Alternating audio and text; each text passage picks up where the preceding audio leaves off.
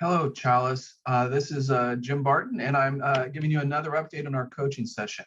This time, we really talked about what our values are.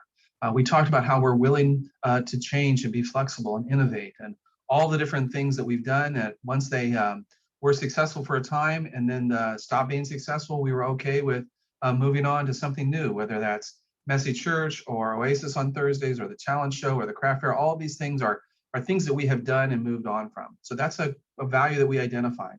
We also said we are a welcoming, wondering, working people. We're welcoming of people regardless of sexual orientation and gender identity. We're also welcoming of leadership from women in a way that some churches aren't. We ask our kids to wonder about the scripture.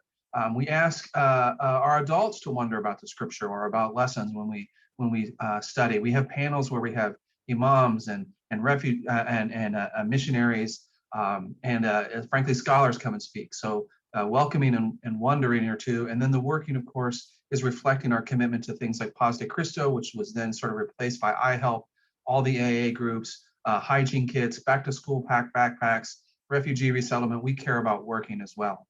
From those items of the values that we had, we talked about how does the building help and how does the building hinder. So we talked about you can't have iHelp if you don't have a building. But then again, maybe the building is a big expense for us and that can draw resources away that could go in.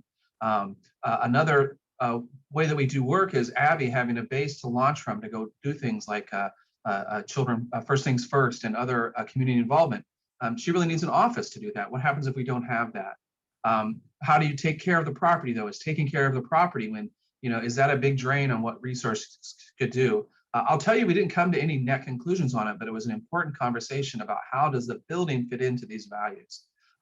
Next week on the 11th, July 11th, we're going to be meeting again. And this time we're going to have the same conversation, but how do resources that are not the building impact us? What things do we have to give that will help get our mission across?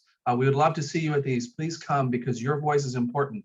If you heard something in the values that you were like, well, where's this value or where's that value that I think should be there? That's why we need your voice, is that the only voices that we can hear are the ones that are there. And so please come. Again, it's on the 11th after church, and I hope to see you then. Thank you.